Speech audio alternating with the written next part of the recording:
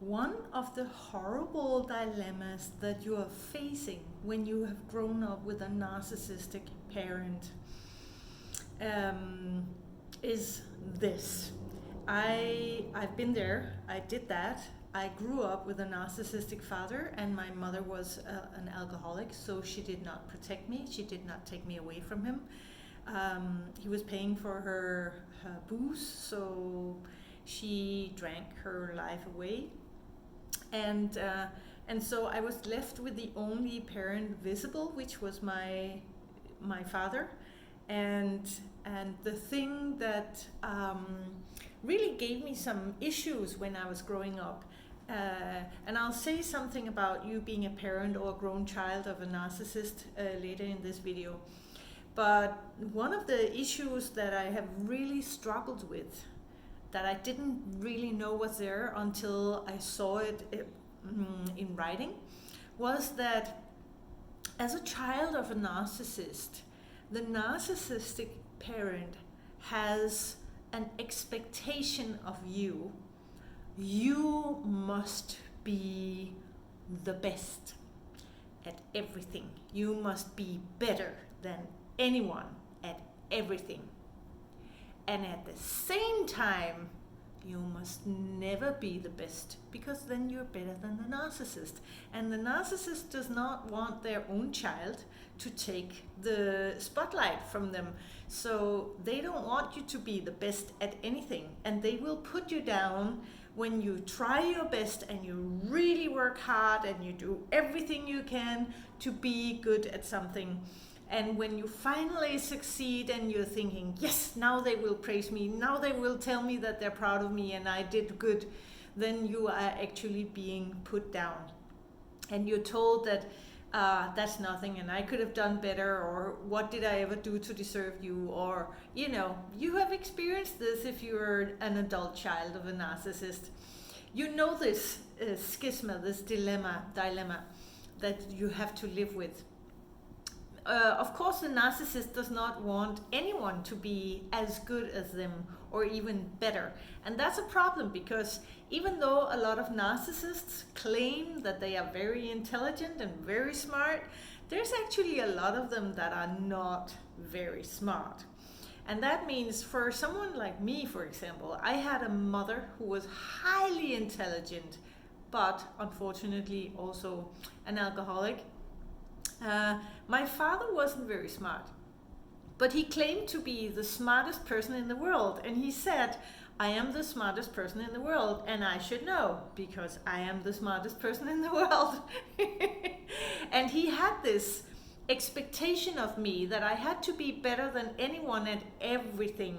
And at the same time, I was never allowed to be very good at anything.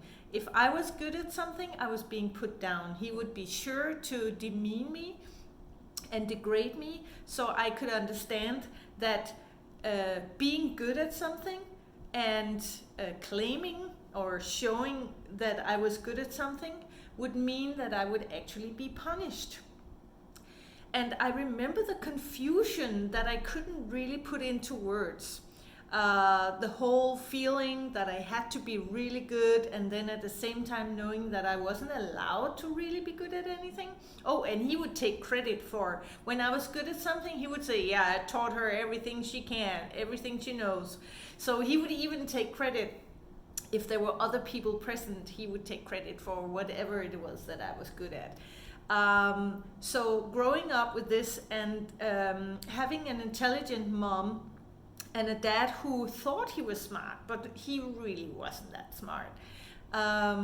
So I think he didn't do very well at school, for example. He was somewhat dyslexic and wasn't really good at figuring out stuff. He wasn't good at understanding technical things or anything that had to be fixed, or understanding how anything worked. And because I had a very intelligent mom, it came more easily to me and more natural to me.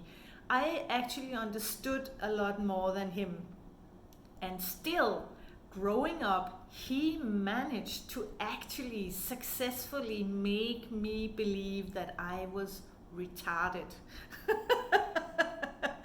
I remember being in my teen years and getting like really good grades at school, like all in America that would be A. In Denmark it would be 13, which was the highest grade score you could get back then was 13. I got lots of 10, 11 and 13, and he would never praise me for that.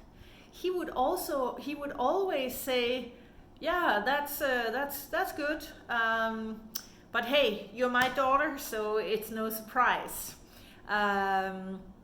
I mean, of course, I would do better if it was me, but it's okay that you're good at this, you know. So he would be sure to tell me that even though he wasn't very good at school, still he would make sure to make me know and understand that I wasn't really good enough. So growing up, I was always trying to hide that I was actually convinced that I was retarded. I knew that I was good at some things, but really it was just like I was an imposter. And this is very normal for children of narcissists to have imposter syndrome, which means that we are sure that what the world sees is not what we really are, and that if people find out who we really are and what we really are, then they will not like us or love us. So I had imposter syndrome growing up, and this is very common, unfortunately, and it has to do with all the lies and the fakeness and the expectation and the double bind that the narcissist does to us. So growing up, I was very confused.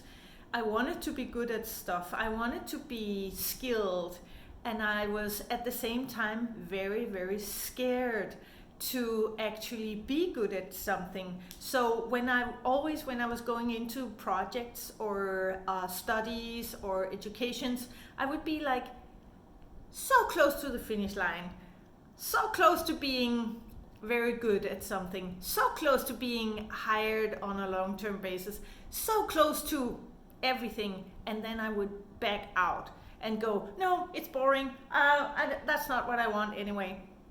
Or I would self-sabotage in some other way, because I knew that it was in my DNA that I cannot be really good at anything. So this is one of the things that the children of narcissists struggle with. If you are a grown child of a narcissist, just start by acknowledging that you have this conflict in you, that you can see that your parent did the same. They wanted you to be the best at everything, and still you were not allowed to be really good at anything.